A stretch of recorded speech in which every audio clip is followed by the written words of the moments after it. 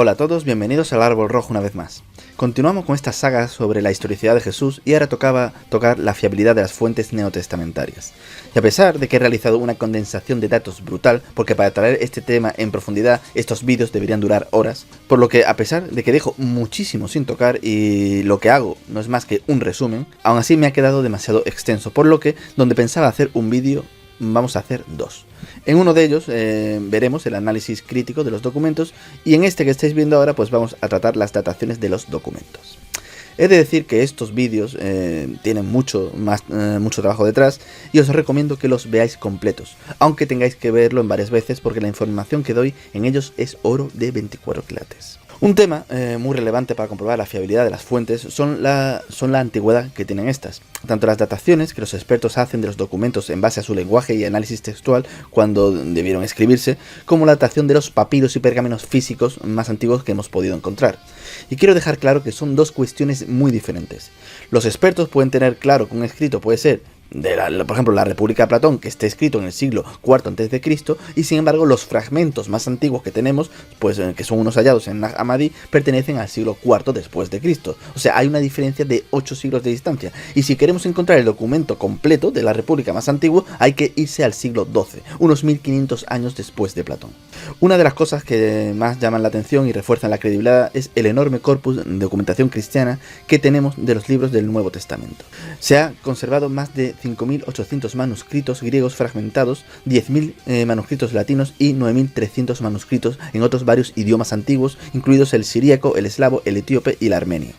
La mayoría pertenecen al periodo a partir de que el cristianismo fue legalizado, lógicamente, gracias a que la Iglesia cristiana ha sobrevivido durante todo este tiempo como una institución más o menos uniforme.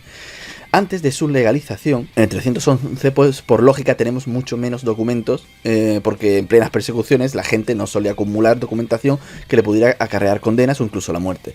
Además que cuando las autoridades encontraban estos documentos, pues eran obviamente destruidos. Otra cuestión, incluso más evidente, es el inevitable paso del tiempo que conlleva la destrucción del material, sobre todo en las zonas más húmedas, y esa es la razón de que casi todo lo que se conserva pues, se ha descubierto en lugares secos como puede ser Egipto. Y aún así, el número de documentos más o menos fragmentados que se han descubierto a lo largo de los últimos siglos es sin duda sorprendentemente alto. Una problemática que encontramos a la hora de analizar las dataciones de los escritos es que nos encontramos con la dificultad de las ideas preconcebidas de los diferentes analistas.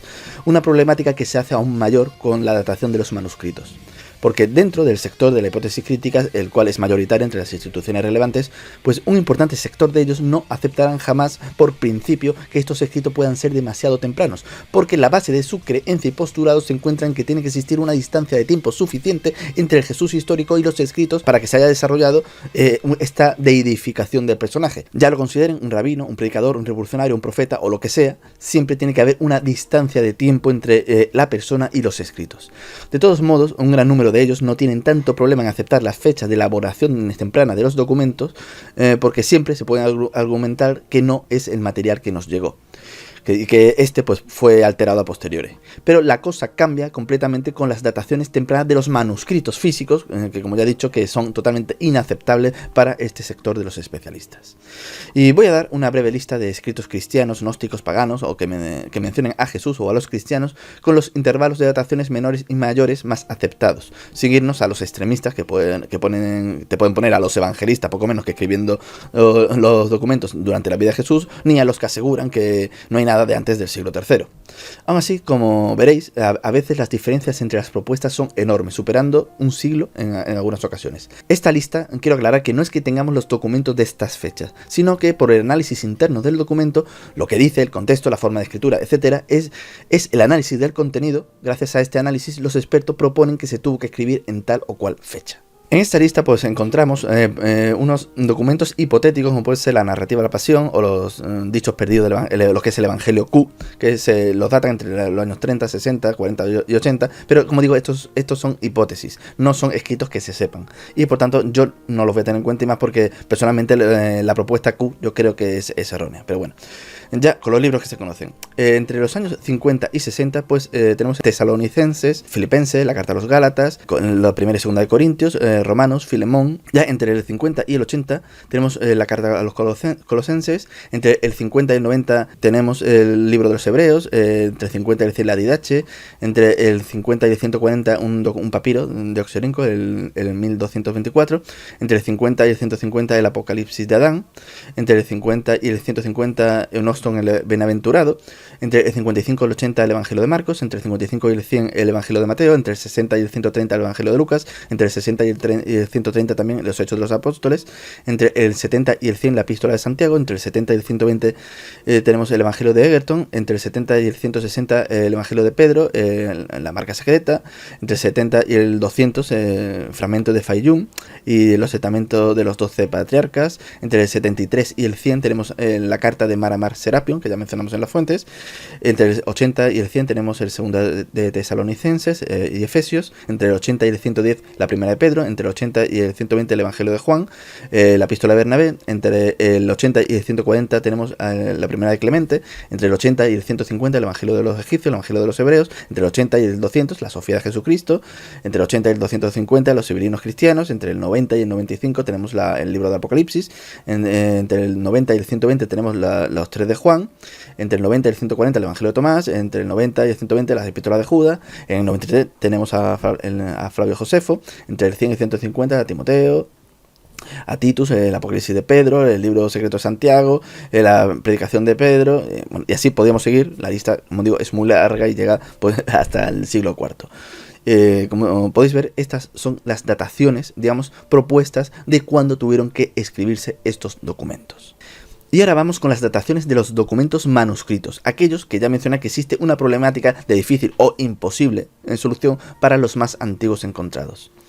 Hasta finales del siglo II no hay demasiados problemas con las dataciones. Los del sector crítico lo aceptan más o menos sin demasiados inconvenientes, simplemente que toman el extremo de la horquilla de datación que más les interesa. La pelea sin solución surge con los documentos que las técnicas de datación lo han situado pues muy al principio del siglo II o directamente en el siglo I.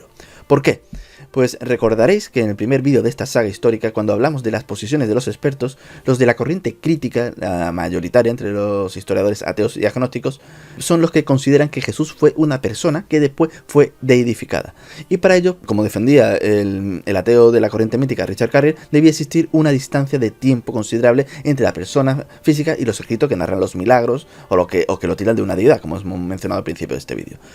No se puede sostener esta hipótesis si los documentos son muy cercanos en el tiempo, por lo que cuando se ha datado algún fragmento dentro del siglo I, esta parte de los estudiosos no aceptan por principio dichas dataciones, aunque su único argumento sea la imposibilidad, porque la alternativa es que los acontecimientos narrados sean verdad. Lógicamente, lo de la corriente de la fe y Carrier en la corriente mítica no tienen tantos problemas para aceptar las dataciones tempranas, aunque a Carrier se le haya criticado con razón que la presencia de personas vivas que estaban durante los acontecimientos es un escollo insalvable en su hipótesis mítica, que aunque sea mejor que la de la mayoría de los negacionistas, no deja de ser una completa estupidez. Por lo que, una vez dicho esto, encontramos fragmentos que no ofrecen realmente tantos problemas en su datación, como por ejemplo el papiro de John Ryland o P52, que ha sido datado entre los años 90 y el año 125, aunque alguno lo haya querido adelantar a los años 70 y otros atrasarlo hasta el 175, hoy en día es mayoritaria la opinión de situarlo entre el año 100 y el año 110. Mientras que el análisis de la evidencia interna ha llevado a los expertos a situar esta redacción del Evangelio, pues sobre el año, como hemos mencionado antes, sobre el año 80-90, por lo que este fragmento sería una copia de solo 20 o 30 años desde el original. Otros fragmentos sobre los que no hay tantos problemas son los papiros 77 y 103 de la numeración de Gregory Island, del Evangelio de Mateo, datados en la segunda mitad del segundo siglo. El P104, también de Mateo, algo más antiguo, sobre la primera mitad del segundo siglo. El papiro 90 y el 98, también de esta numeración, que pertenecen a los libros de Juan, su Evangelio y el Apocalipsis, que son de la segunda mitad del siglo II. O el P137 de finales del siglo II. Todo esto, alguno podrá decir que son documentos tardíos y realmente lo dicen sin saber lo que están diciendo porque no tienen ni idea de lo que hablan. El tener documentación de solo un siglo o dos de los acontecimientos en este periodo histórico es poco menos que un milagro. De la inmensísima mayoría de los escritos que existen, las copias o los fragmentos más antiguos que tenemos son de 8 y 9 siglos de distancia, con suerte. De Aristóteles tenemos pocos fragmentos de los primeros siglos, y para encontrar cualquiera de sus obras medianamente entendible hay que irse a manuscritos medievales. Lo mismo pasa pues con la Galea de Julio César o con las Filipicas de Cicerón, y realmente con prácticamente la inmensa mayoría de las obras. Pero la cuestión es que existen al menos 3 documentos cuyo análisis de epigrafía y papirología lo sitúan indudablemente en el siglo I, y ahí surge el problema, por lo que los inconvenientes a estas dataciones no vienen realmente de los papirólogos, sino de los exégetas, que no aceptan dichas dataciones porque irían en contra de toda la construcción y postulados histórico que ellos defienden.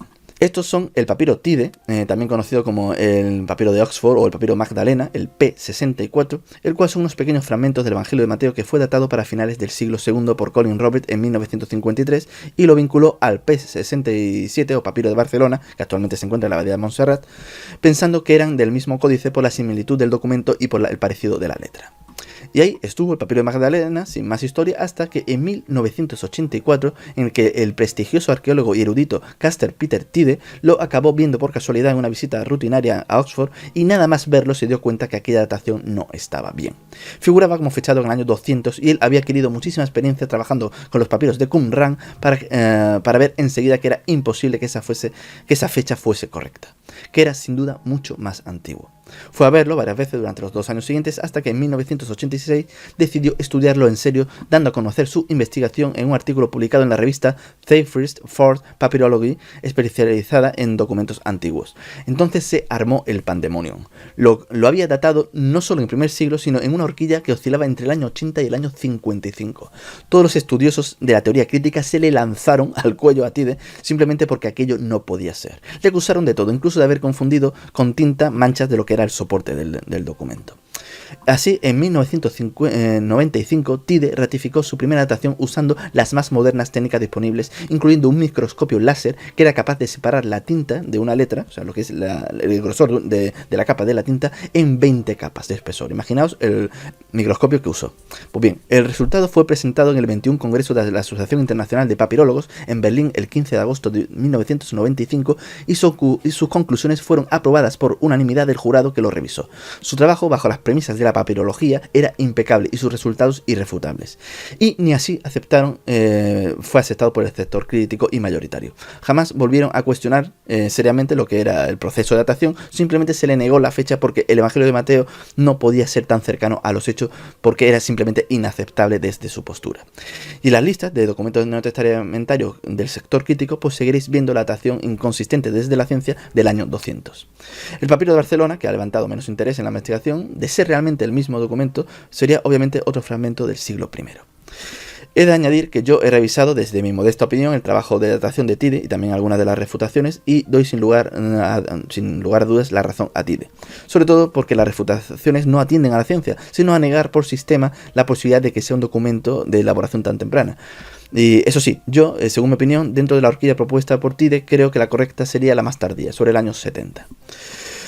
Y hay un tercer fragmento, aparte del de Magdalena y el de Barcelona, un tercer fragmento que se encontró con el mismo problema que estos papiros que he mencionado, porque son atribuidos o es atribuido al siglo I. Estoy hablando del conocido como 7Q5 de los escritos del Mar Muerto. Consiste en un minúsculo fragmento de apenas 20 letras, con solo 8 muy claras, encontrada en la cueva número 7 de Qumran. Esta cueva, a diferencia del resto de cuevas de los documentos del Mar Muerto, contiene material en griego, por lo que muchos especialistas consideran que lo mismo no perteneció solo a esta secta esenia, que escondió el resto de los pergaminos en las demás cuevas, sino que o bien compartían con otros judíos que huían de los romanos, o bien escondieron estos documentos de este idioma de su biblioteca. Es un pequeño fragmento que estaba sin identificar. El papiro no pudo ser clasificado satisfactoriamente porque las 8 letras que son claras y legibles pues no coincidían con ningún texto veterotestamentario, es decir, del Antiguo Testamento, ni con ningún otro texto de la literatura griega antigua conocida.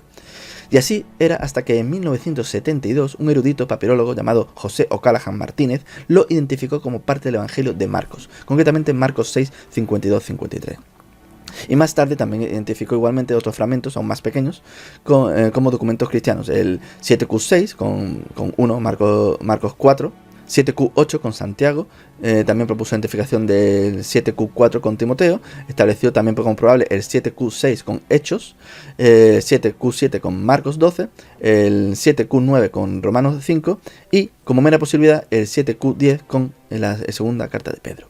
Aquello, como mencionamos, era completamente inaceptable. O'Callaghan se le atacó de forma implacable e ininterrumpida hasta apartarlo de las investigaciones, acabar con su autoridad y su reputación.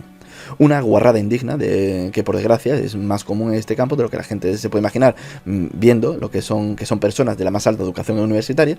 Pero bueno, a pesar de todo, la Universidad de Liverpool sometió el fragmento a un sondeo en la base de datos Ibicus en un intento de desmentir a O'Callaghan. Esto fue en el año 1972. Este sistema, que tenía 42 millones de palabras griegas registradas de una base de datos del material del griego antiguo, y sin embargo, a pesar de que lo había intentado para desmentirlo, los resultados favorecieron la interpretación de O'Callaghan. Y esto debería haber bastado para considerar certero cualquier documento si no fuese cristiano, pero no sirvió. ¿Cuál era el problema? Pues que los documentos de Qumran tienen que ser forzosamente anteriores al año 68, porque ese es el año en el que se escondieron los documentos de los romanos durante la guerra con los judíos, y allí se quedaron hasta 1947, lo que significa que forzosamente tendrían que ser anteriores al año 68, sin la menor duda ni posible discusión. Y esto dañaría muchísimo la hipótesis crítica que tendría que sostener que Jesús pasó de ser considerado un simple mortal a un dios en un periodo de 30 años, algo completamente ridículo. Por lo que aquello no podía ser más que la locura de un religioso español con aires de grandeza. El papiro fue asignado por el estadounidense E. Amuro y el israelí E. Puig, sin demostración alguna, al libro de Enoch, y todo el mundo lo aceptó sin comprobarlo y sin ninguna objeción. Y el resto de fragmentos, que pues también se dijeron que eran de Enoch o simplemente se desecharon por ser demasiado pequeños. Y ahí se quedó en el olvido durante una década hasta que un grupo de investigadores, entre los que se encontraba el propio Castertide, decidieron prestarle atención al fragmento y zanjar de forma seria aquella vieja polémica. Estudiaron in situ el documento original, cosa que los detractores no habían hecho, y rápidamente descartaron que la asignación que habían propuesto del libro de Enoch. Aquello no tenía ni pies ni cabeza, no encajaba en absoluto, y la refutación inapelable que le realizaron dejaron en un terrible y vergonzoso lugar a quienes lo habían propuesto y a todos aquellos que aceptaron aquello sin revisarlo. Simplemente lo habían aceptado porque era lo que querían oír. Y dejaron en evidencia a todos aquellos cerdos trompeteros, carentes de una gota de honor, que atacaron al señor O'Callaghan de forma ruin. Y debo añadir que aún hay divulgadores y documentos en internet que defienden que realmente es un pedazo de lo que es el libro de Enoch, y lo hacen realmente sin haber estudiado ni, por supuesto, refutado el estudio que lo descartó esto por completo, posiblemente porque realmente ignoran que existe dicha refutación. Simplemente hacen un corte-pega de algún documento que han encontrado y nada más. Pero que no fuese de Enoch no significaba que O'Callaghan tuviese razón. Había que estudiarlo. Se analizó letra a letra, analizando todas las opciones posibles, aplicando todos los conocimientos y procedimientos aceptados en la identificación, y solo obtuvieron que pudiera pertenecer a Marcos, tal como el profesor O'Callaghan había predicho. Ningún otro documento conocido encajaba ni remotamente. Y vinieron más tarde más pruebas que lo demostraron como resultado positivo una vez más del programa Ibicus del Thesaurus Linguae Graecae, un instituto de investigación de la Universidad de California en Irving. Este programa, que ya lo hemos mencionado antes, que ya se usó cuando era más limitado, en 1972, pues es un programa que registra toda la literatura griega antigua, con un total aproximado de 99 millones de palabras en su base de datos para el 2008. El resultado fue positivo exclusivamente con el Evangelio de Mateo. Ningún otro documento conocido según esta base de datos encajaba. También hay que decir que con este programa pues sucedió un episodio lamentable cuando los informáticos que manejan el programa descubrieron que el profesor alemán Kurt Aland, uno de los mayores enemigos de la identificación de Marcos y un militante anticristiano de manual, pues lo pillaron intentando alterar los datos que se meten en el programa para sabotear el resultado y que saliese un resultado favorable a su planteamiento. Bien, pero esto es una anécdota. Otra rama de la ciencia quiso también intervenir en el asunto. El matemático Alberto Dumas de Saxas pues quiso ver desde las matemáticas cuál era la probabilidad estadística de que dicho papiro no perteneciese a Marcos, siguiendo dos líneas de trabajo.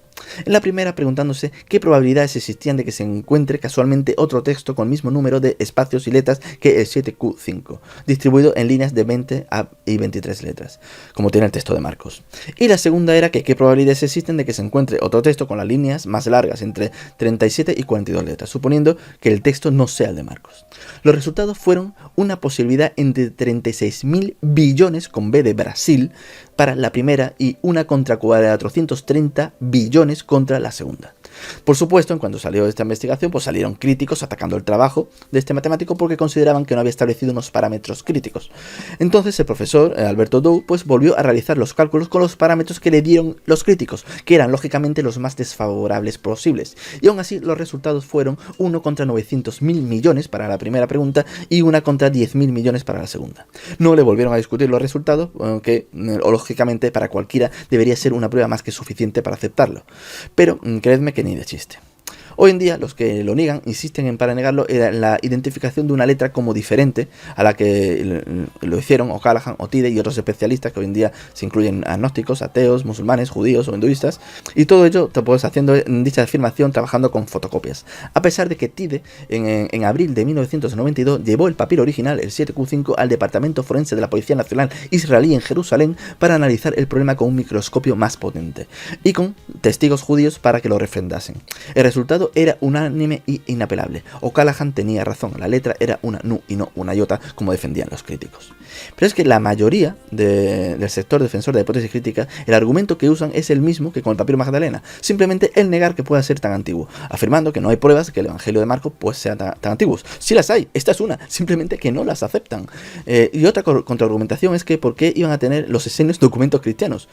Hay otros, como el profesor Piñero, que dicen que el fragmento es parte de otros textos identificados por lo que es el dibujo del papiro, el material base, que es como si fuese una huella dactilar. Pero esto lo dice sin haber trabajado con el material original, ni ser experto en el tema, y sin explicar que las letras no coinciden ni encajan en absoluto con el texto que él propone.